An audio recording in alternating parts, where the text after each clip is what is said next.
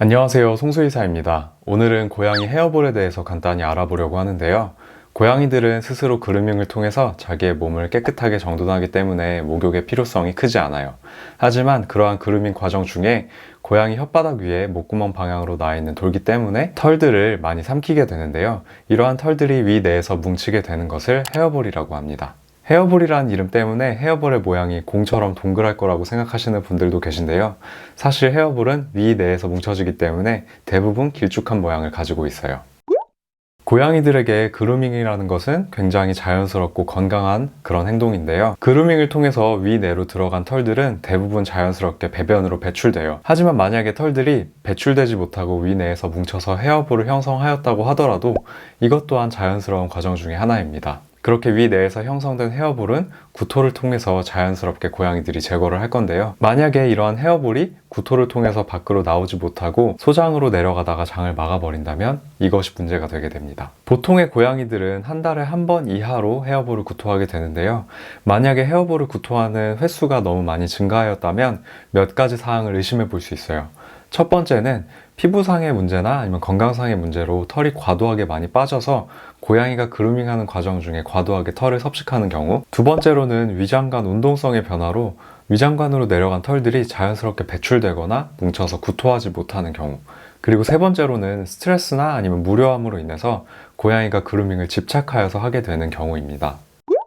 그렇다면 어떤 고양이들이 헤어볼 형성에 대해서 조심해야 할까요? 보통 어린 고양이들은 헤어볼 형성이 적은 편인데요. 이는 그루밍이 능숙하지 못하고 세심하지 못해서예요.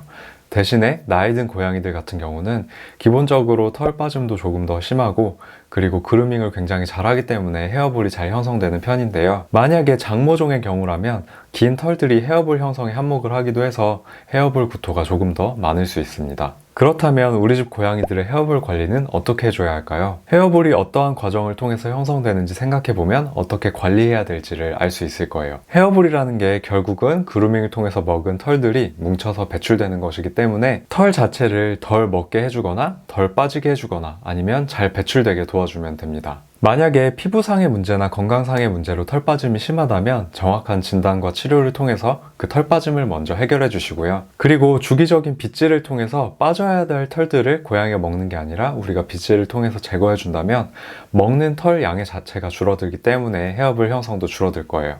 그리고 주기적으로 헤어볼 문제가 있었던 장모종 고양이들 같은 경우는 어쩔 수 없이 미용을 해주시는 것도 한 가지 방법이 될 수는 있습니다. 그리고 헤어볼 구토가 잦은 고양이들에게는 섬유질이 많이 형성된 헤어볼 기능성 간식 혹은 보조제를 통해서 헤어볼이 잘 배출되게 유도를 해주시거나 캣그라스를 지속적으로 잘 급여해 주셔서 구토 혹은 배변을 통해서 먹어버린 털들이 잘 배출되게 도와주시면 좋을 것 같습니다.